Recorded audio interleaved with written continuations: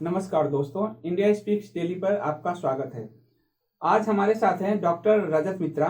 Doctor रजत मित्रा मनोविश्लेषक हैं और दिल्ली के जाने माने मनोविश्लेषक हैं। यहाँ तक कि यूनाइटेड नेशन में भी इन्होंने काम किया है और इनको यूनाइटेड नेशन का जो है सर्विस अवार्ड भी इनको प्राप्त हो चुका है। दिल्ली पुलिस ने काफ़ी लंबे समय तक डॉक्टर रजत मित्रा की सर्विस ली है, सेवा लिया है। और रजत मित्रा की जो खासियत है वो है जो ट्रामा से गुजरते हैं लोग, माने अवसाद से गुजरते हैं, त्रासदी से गुजरते हैं, उसको उनके जीवन में, नॉर्मल जीवन में वापस लाने में रजत मित्रा का सहयोग हमेशा सरकार भी लेती रही है, यूनाइटेड नेशन भी लेता रहा है और दिल्ली पुलिस भी लेती रही है। इन दौरान रजत मित्रा को ये लगा कि जो हिंदू कॉन्शस है वो बहुत दबा हुआ है, कहीं ना कहीं बहुत ज्यादा, और बहुत ज्यादा उसको जो उस पर जो बैगेज है 700, 800, 900 साल का, उसने उसके पूरे जो कॉन्शियस माइंड है उसको पूरा दबा रखा है। और उसे लेकर उन्होंने कश्मीर का एक विषय चुना और एक किताब लिखी, द इन्फिडेल नेक्स्ट डोर। यानी आपका जो पड़ोसी है, कोई काफिर पड़ोसी हो तो क्या स्थिति बनती है कश्मीर को में। आप जानते हैं कि कश्मीर घाटी में 90 के दशक के बाद से कश्मीरी पंडितों के साथ जो हुआ, जो उनको पलायन के लिए मजबूर किया गया, उनको ख़त्म किया गया, उनके घर जलाए गए, उनके प्रॉपर्टीज पे कब्जा किया गया, उनकी महिलाओं बच्चियों के साथ रेप हुआ। रजत मित्रा ने अपनी इस किताब में ये दिखाने की कोशिश की है, ये स्टेबल किया है कि 1990 की स्थिति आई क्यों। इसलिए इस किताब की एक खासियत है द इन्फिडेल नेक्स्ट डोर की, कि ये किताब आपको 1990 के बाद नहीं शुरू होती है। 1990 आया क्यों उसके बारे में आपको बताती है। उन्होंने फिक्शन का सहारा लिया क्योंकि कोई पब्लिशर छापने को तैयार नहीं था और फिक्शन को भी किसी ने छापने को मंजूरी नहीं दी। फिर ये सेल्फ पब्लिकेशन में गए और उसके बाद फिर बाद में इन्हें एक पब्लिशर मिला। आश्चर्य है कि इनकी इस किताब का जो प्रीफेस है उसके बारे में जो इंडोर्स किया है वो नोबेल पीस पुरस्कार के लिए 4-5 बार नॉमिनी हो चुके वैमिक वॉल्कन हैं, वो खुद भी एक वैज्ञानिक रहे हैं। इसके बावजूद जो दिल्ली का लुटियंस कल्चर है, जो रूलिंग एलीट क्लास है, अभिजात है, उसने रजत मित्रा पर एक प्रेशर डाला कि इस किताब को अभी आप ना लाएं। कुछ पब्लिशर तैयार हुए, जैसे कि इसमें 3 कैरेक्टर है, आदित्य, अनवर और जेबा। तो दिल्ली का जो एलिट क्लास था उसका कहना था कि जो लड़की जेबा है उसको आप हिंदू लड़की जो है लड़की दिखा दीजिए, और जो लड़का आदित्य है उसको आप मुस्लिम दिखा दीजिए, या फिर दोनों को हिंदू दिखाइए, मुस्लिम लड़की नहीं चलेगी। और इस वजह से उनकी किताब बहुत दिनों तक पेंडिंग रही। मैं डायरेक्ट रूबरू हूँगा डॉक्टर रजत मित्रा जी से। डॉक्टर साहब, आप तो लोगों का दिमाग पढ़ते रहे, लोगों के दिमाग के साथ काम करते रहे, फिर आपको ये किताब लिखने की जो इच्छा कहाँ से आपके मन में जागी? इसके पीछे कहानी है। मेरी जो धर्मपत्नी है वो कश्मीरी पंडित हैं। अच्छा। तो हम जो है कश्मीरी पंडित के जो रिफ्यूजी कैंप्स हैं वहाँ पे हम काम करते थे, उनका सदमा उभारने के लिए। कश्मीर में? हाँ, जो मुट्ठी कैंप है और हाँ। जो बाकी सारे कैंप हैं, तो वहाँ पे हम जाते थे और वहाँ पे जो लोग रिफ्यूजी कैंप्स में रहते हैं शरणार्थी शिविर में, तो उनके साथ हम काम करते थे, लोगों के साथ, ताकि उनके बहुत सारे सिम्टम्स थे, जैसे जिसको हम कहते हैं PTSD, post traumatic stress disorder, जैसे रात को सोना पाना या नींद में चिल्लाना, या बहुत सारे अदर ट्रॉमा के सिम्टम्स, जैसे बात बात पे चौंक जाना। जैसे मुझे याद है कि हम वहाँ कैंप में हम खाने बैठे थे, तो मैंने एक जो है वो युवा था, तो वो खा नहीं रहा था, चुपचाप बैठा हुआ था। थोड़ी देर पहले उसने अपनी कहानी मुझे बताई थी, तो मैंने उसको जस्ट यूँ टच किया, तो मैंने कहा आप क्या बात है, आप खा नहीं रहे? तो गुस्से में आ गया, उसने कहा डोंट टच इट। तो उसने ये नहीं बोला कि डोंट टच मी, उसने कहा डोंट टच इट। वो अपने बॉडी को एज इट बता रहा था, मैंने अपने आप को शरीर से अलग बिल्कुल खड़ा कर लिया। तो फिर मैंने पूछा कि तुम अपने को एक इंसान भी नहीं मानते, तुम क्या ये कह सकते हो डोंट टच मी? तो वो रो पड़ा। तो शरणार्थी शिविर में जो रहते हैं उनमें सदमा इतना गहरा है। मेरी पत्नी जो है वहाँ पे लेडीज़ के साथ जो उनका अलग एक ग्रुप होता था, तो एक दिन एक लड़की ने उनको ग्रुप में बताया कि मेरी मम्मी के साथ गलत काम हुआ था। तो उसकी मम्मी ने उसे फौरन चुप, ऐसे नहीं बोलते हैं। तो मेरी जो वाइफ थी निधि, तो उन्होंने कहा कि आप इसके बारे में बताना चाहते हैं, शेयर करना चाहते हैं। कई हफ्तों बाद उन्होंने शेयर किया कि उनको आते वक्त उनके साथ ब्रूटली रेप किया गया था 90 के दशक में। हाँ, और उन्होंने इस बात को छुपा के रखी है काफ़ी दिनों तक, और आज पहली बार जो है वो बता रहे हैं। उन्होंने शेयर किया, फिर उन्होंने कहा और भी कुछ लोग हैं जो आपसे, औरतें हैं, मेरी सहेलियां हैं जो शेयर करना चाहती हैं, तो उन्होंने शेयर किया। तो धीरे धीरे उनका सदमा जो है ना, हम बाहर लाने की कोशिश कर रहे थे और देख रहे थे कि उस पर कैसे वो अपना कंट्रोल करें। और ये कैंप में आप कौन से सन तक काम कर रहे थे? हम 99 से 2009 तक 10 साल तक ऑलमोस्ट हमने काम किया था कंटिन्यूअसली। तो उस दिन एक दिन ऐसा हुआ कि कैंप से आते वक्त एक बड़ी अजीब सी घटना हुई। हम दोनों बाहर आ रहे थे, तो वहाँ पे एक कश्मीरी पंडित, काफ़ी मतलब उम्र के, वो गुस्से में हमारे पास आए। पूछा कि आप लोग यहाँ क्यों आते हैं? मेरी पत्नी से पूछा कश्मीरी में। तो मेरी पत्नी ने उनको बोला कि हम आप लोगों का सदमा, दुख दूर करने के लिए आते हैं। तो वो और भी गुस्सा हो गए, आप हमारा दुख समझते हैं क्या? तो फिर मैंने जवाब दिया, हम समझने की कोशिश कर रहे हैं, और मुझे समझ नहीं आ रहा था कि वो किस बात से इतना गुस्सा है। तो उन्होंने फिर मुझसे मेरी तरफ देखा और कहा, आप जानते हैं हम इस कैंप को क्या कहते हैं? तो मैंने कहा मुट्ठी कैंप। उन्होंने कहा नहीं, गलत, औरंगजेब का सपना था ये कैंप। तो मैं बोला कि औरंगजेब कहाँ पे है ये मुट्ठी कैंप? जम्मू के आगे, जम्मू के ऊपर अगर आप श्रीनगर के लिए जाएं तो कश्मीरी पंडित के जो कैंप बने हुए हैं उनमें से एक प्राइमरी का मुट्ठी कैंप है। तो फिर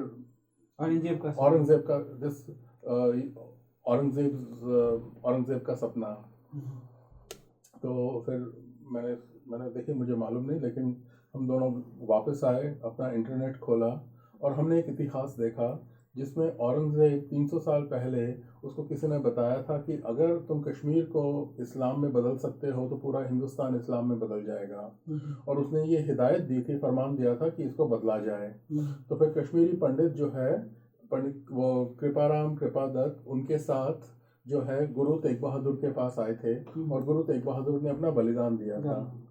तो ये वो जो मुझसे कह रहा था ना, वो जो कह रहे थे कि ये औरंगजेब का सपना है, फिर मुझे समझ में आया कि उन्होंने क्यों कहा। उन्होंने ये इसलिए कहा क्योंकि ये जो मुट्ठी कैंप है, ये कश्मीरी पंडितों का आखिरी दस्ता था जो कश्मीर से भाग के आया, और उसके बाद कश्मीर जो है हिंदू फ्री हो गया, पूरा रेडिकलाइज हो गया, पूरा इस्लामिस्ट हो गया, और औरंगजेब का सपना पूरा हुआ कि पूरा कश्मीर जो है मुस्लिम बन गया।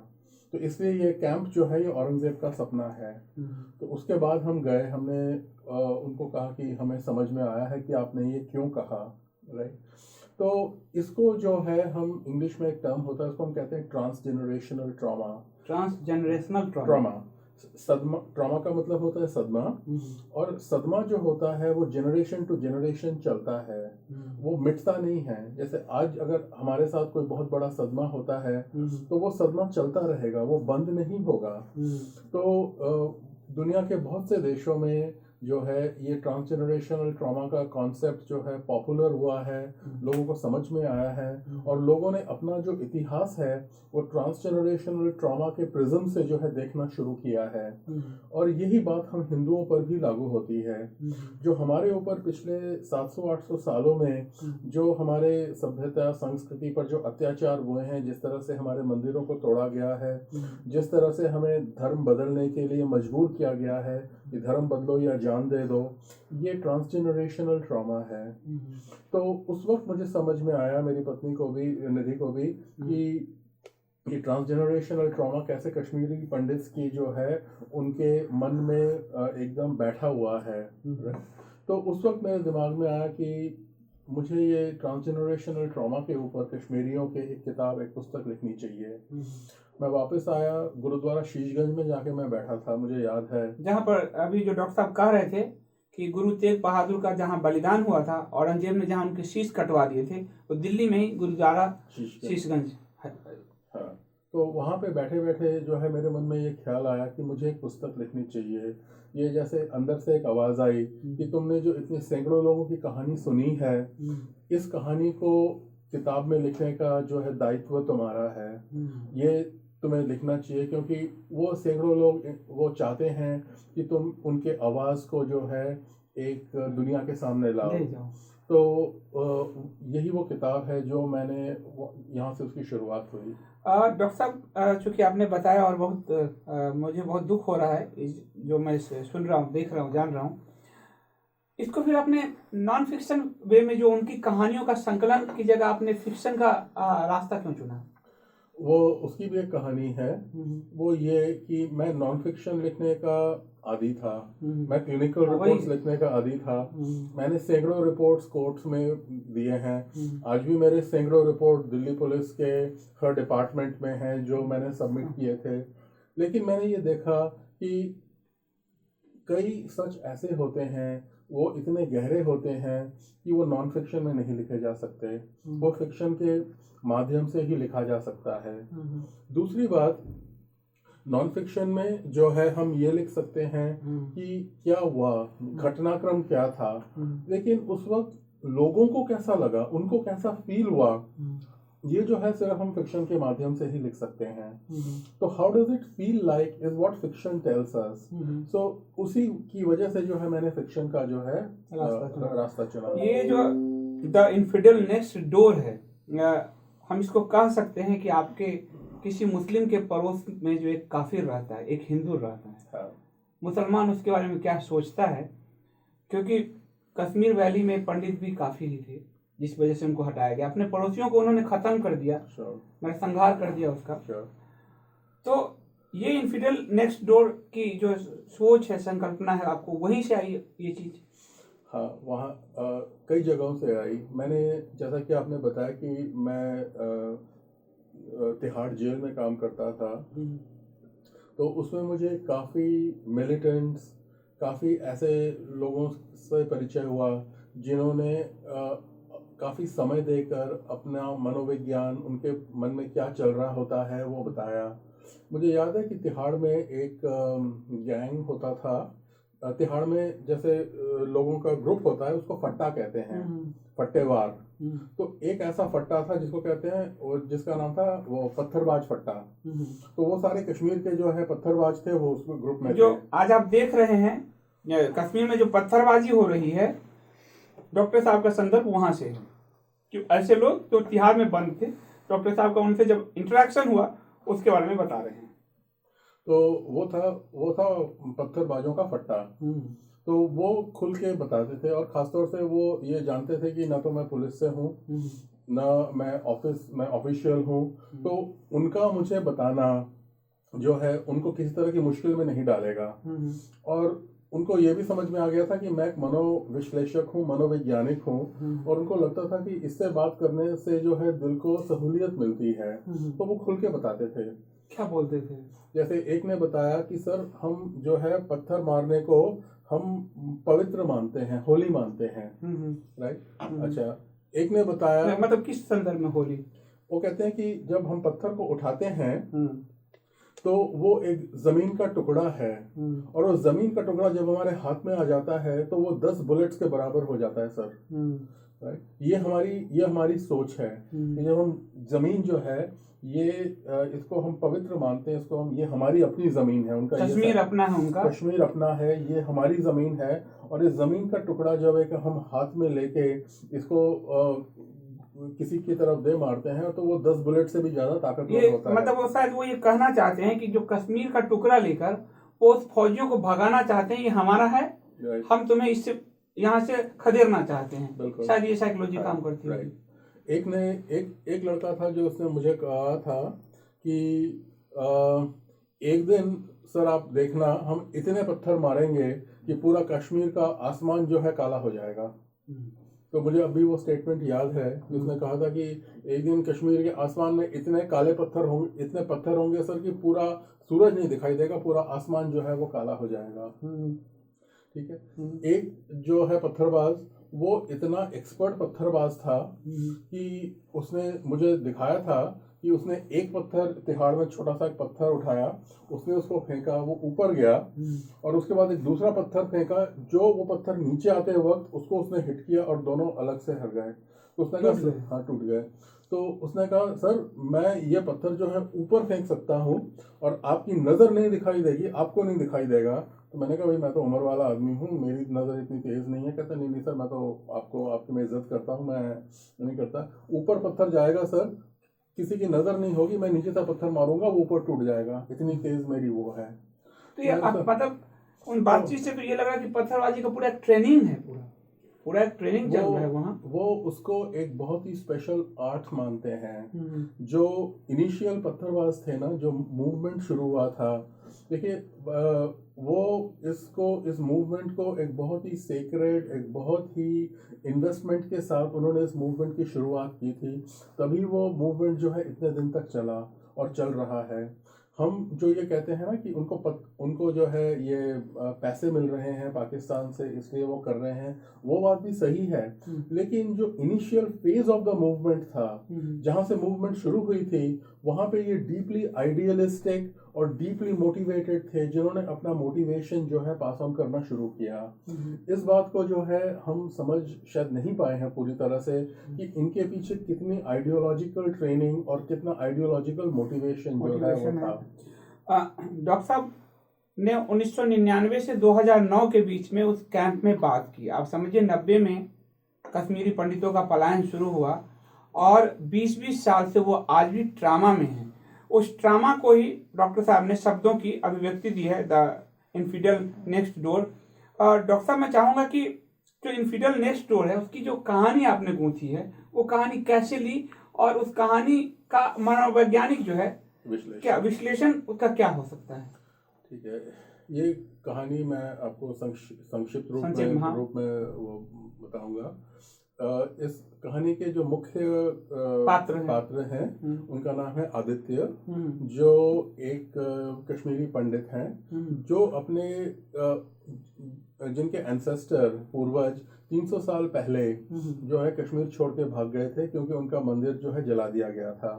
300 साल बाद आदित्य जो है अपने गुरुदेव के बात सुनकर वो अपने कश्मीर में दोबारा अपने मंदिर को बनाने आता है, और वहाँ वो ये देखता है कि उसके साथ एक मस्जिद बन गई है। मंदिर के साथ जो आधी जगह थी उस पर एक मस्जिद ने जो है आके बना लिया है, और उसको सब ये एडवाइस देते हैं कि तुम यहाँ मंदिर मत बनाओ, यहाँ पे जो है झगड़ा होगा। लेकिन वो कहता है कि ये शुरुआत से मेरी जगह है, यहाँ पे ये मेरा मंदिर है, मैं यहाँ से क्यों जाऊँ। तो वो आके जो है वहाँ पे मंदिर बनाने का निश्चय कर लेता है। लेकिन उसका जो एंटागोनिस्ट है, उसका जो ऑपोजिट है, प्रतिस्पर्धी जो है अनवर, वो इमाम का लड़का है और वो एक पत्थरबाज है। तो वो निश्चय कर लेता है कि मैं आदित्य को यहाँ से भगाऊंगा, क्योंकि कश्मीर में इन्फिडल्स की, काफिरों की कोई जगह नहीं है।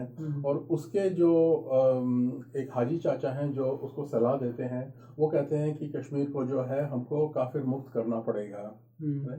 तो ये हाजी चाचा का चरित्र भी जो है वो भी मैंने जो मिलिटेंट्स, टेररिस्ट से जो मैं मिला हूँ, खासतौर से आइडियोलॉग जिसको हम कहते हैं, ये जो जिहाद की विचारधारा युवाओं में रोप रहे हैं, तो उसके ऊपर बेस करके जो है मैंने उनका ये चरित्र बनाया है। राइट, हाजी चाचा ऑलमोस्ट रियल चरित्र हैं, क्योंकि कई लोगों ने जो जिन्होंने पुस्तक को पढ़ी है वो कहते हैं इसको पढ़ के जो है ना एकदम इंसान कांप उठता है, कि मतलब ये नहीं कि बहुत ज़्यादा हॉरिफिक है, लेकिन जैसा कि बहुत ज़्यादा रियल है, बहुत ज़्यादा सच्चाई है इसमें।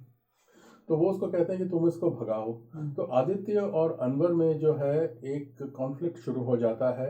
अनवर पत्थर मार के उसको हर तरह से परेशान करके उसको वहां से भगाने की कोशिश करता है। तो ये जो कॉन्फ्लिक्ट है उन दोनों के बीच में, ये हिंदुइज्म और इस्लाम के बीच का भी कॉन्फ्लिक्ट है।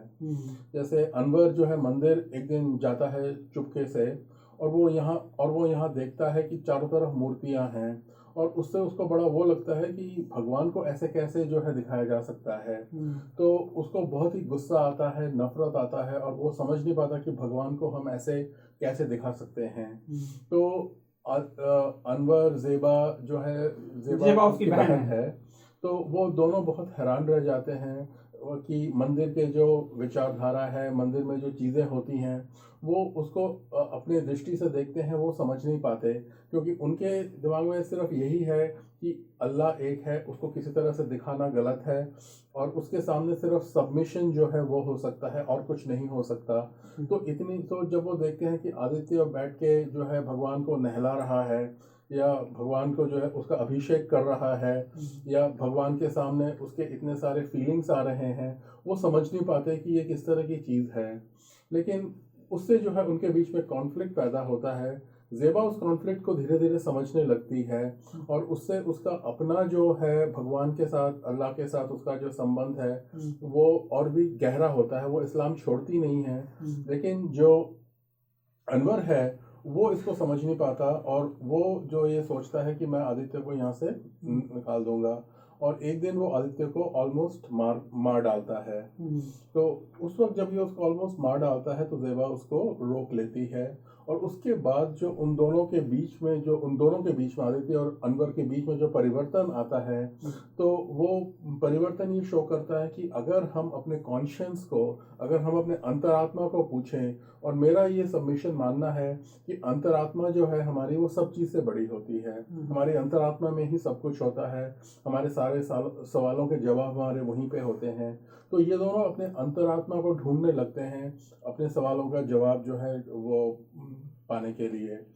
और इसके बाद जो है आदित्य का मंदिर जो है एक बार दोबारा फिर जलाया जाता है, वो बच निकलता है, और वो धीरे धीरे रिकवर करता है, और अनवर जो है वो ये उसके मंदिर को जो है बचाने की कोशिश करता है, ताकि आदित्य जो है वापस आ सके, क्योंकि वो इस वक्त ये समझ चुका होता है कि उसका जो ओरिजिन है और आदित्य का जो ओरिजिन है वो एक ही जगह से है, और तो जो वो हिंदू ही है। हाँ, और जो उसका जो ये नफरत जो आदित्य के ऊपर जो है बन गया था, ये नफरत जो है उसको ये बनाया गया था, इट वाज कंस्ट्रक्टेड, और ये जो है उसका ओरिजिनल नेचर नहीं है। तो पुस्तक की मूल जो है वो यही है। इसके जरिए डॉक्टर साहब जो एक बहुत अच्छी बात कह रहे हैं कि जो कॉन्शस को आप देखिए कि जो इस्लामिक शिक्षा है, जो जिहाद की शिक्षा दी जा रही है, अभी आप लोगों ने बालाकोट में जो एयर स्ट्राइक हुआ, और आज वो साबित भी हुआ है दो चैनल्स पे कि 263 आतंकवादी वहां थे और जो ट्रेनिंग दे रहे थे। ये जो कॉन्शस को दबाया जाता है, वो कॉन्शस अगर उभर आए अच्छाइयों से, जो शायद इस्लाम में एक सूफी विचारधारा में था, और कश्मीर को कश्यप ऋषि से, हिंदुइज्म से शुरू हुआ, सूफीज्म की तरफ ही था, लेकिन बाद में जब सुन्नी बहावी विचारधारा ने पूरी कश्मीर वैली को खत्म कर दिया। कॉन्शस जगाने की जो जरूरत है, जो फारूक अब्दुल्ला कहते हैं कि मेरे पूर्वज तो हिंदू थे, लेकिन उनके कॉन्शस में जिहाद है, इसलिए वो आज बात करते हैं इस्लामिक कश्मीर की, इस्लामिक मूवमेंट की। उस कॉन्शस को अगर झकझोरा जाए, और वो एक मनोचिकित्सक, एक मनोविश्लेषक उसको ही झकझोरने की कोशिश अपनी इस किताब के जरिए कर रहा है। मैं डॉक्टर साहब से आज एक दूसरी बात भी कहूंगा, क्योंकि कल से एक विवाद चल रहा है। आप लोगों ने सर्फ एक्सेल का एक विज्ञापन देखा होगा। सर्फ एक्सेल के विज्ञापन में जो एक छोटे से बच्चे को, मासूम बच्चा जिसको आप कहेंगे कि उसको धर्म मजहब की शिक्षा देने की जगह बचपन की शिक्षा दी जानी चाहिए, डॉक्टर साहब जी कह रहे हैं कि कॉन्शस कैसे दबाया जाता है। ये आपको इस सर्फ एक्सेल के विज्ञापन से दिखेगा कि एक छोटा बच्चा अपने हम उम्र बच्चों के साथ घुल मिल नहीं पा रहा, वो अपने हम उम्र बच्चों के साथ खेल नहीं पा रहा, वो अपने हम उम्र बच्चों के पर्व त्योहार खुशियों में शामिल नहीं हो पा रहा, क्योंकि वो उसके साथ एक इस्लामिक आइडेंटिफिकेशन उसकी फैमिली के सोशलाइजेशन में पुश कर दिया गया है। इसलिए वो अपने साथियों से के साथ रंग खेलने की जगह वो अरबी अंदाज में अपने पैजामा को ऊपर करता है। अरबी मुसलमान अपने पैजामा को ऊपर रखते हैं, लंबा कुर्ता और ऊंचा पैजामा पहनते हैं, और फिर वो टोपी लगाता है और वो नमाज पढ़ने की बात करता है। छोटा बच्चा जिसका खेलने कूदने की उम्र है, वो नमाज जैसे कॉन्शस में उसको धकेला जा रहा है, और उसको भारत का जो लिबरल समूह है वो उसको बहुत अच्छा कह रहा है। डॉक्टर साहब, ये जो लिबरल समूह है, इन्होंने भी इनके कॉन्शस को दबाने का बहुत बड़ा काम किया है। बहुत बड़ा, क्योंकि ये जो है हमेशा ये लिबरल्स जो है इंडिया में, उनका ये देखने का एंगल है कि जो भी हिंदू है बाय एंड लार्ज वो गलत है, और हमें जो है हमेशा अपने हमें हमेशा ये सोच के चलना चाहिए कि हमारे अंदर कुछ गलती है, हिंदुइज्म में कुछ गलती है, इसलिए हमेशा जो है हमको गिल्टी रहना चाहिए, हमेशा हमें अपने अंदर अपने बारे में जो है कोई ग्लानि रखनी चाहिए कि सब कुछ हमारे साथ ठीक नहीं है, लेकिन बाकियों के साथ जो है वो सब कुछ ठीक है। तो ये जो एक विचारधारा है ये लिबरल जो है वो फॉलो करती है, और उन्होंने जो है इस किताब के बारे में भी जो है ऐसे ही विचारधारा व्यक्त किया कि तुम इस किताब को क्यों लिख रहे हो, अगर मंदिर तोड़ा भी है तो उस बात को जो है क्यों तुम दोबारा कुरेद रहे हो, उसको क्यों ओपन कर रहे हो। तो उसमें से मेरा ये जवाब है, हम उसको ओपन इसलिए कर रहे हैं कि वो ठीक से क्लोज नहीं की गई, वो आज भी जो है अपने आप वो आज भी जो है हमारे अंदर से जो है खुल के बाहर आ जाता है। और जब तक इस बात को हम एक्नॉलेज नहीं करेंगे कि पिछले सालों जो सच्चाई जो हिस्ट्री है कि हमको कैसे फील हुआ और उसका जो है एक्नॉलेजमेंट न लिया जाए, तब तक ये बात कभी क्लोज नहीं होगी। तो डॉक्टर साहब एक और बात मैं पूछूंगा किताब से बाहर की, ये जो लिबरल बिरादरी है और जो पब्लिकेशन इंडस्ट्री में आप सब जानते हैं, मैं एक लेखक हूं, कि वामपंथी विचारधारा हावी है पूरे पब्लिकेशन में, तो उन्होंने ये क्यों कहा कि लड़की को जेबा की जगह कुछ और उज्ज्वला बना दो, सरस्वती बना दो, जेबा हटाओ।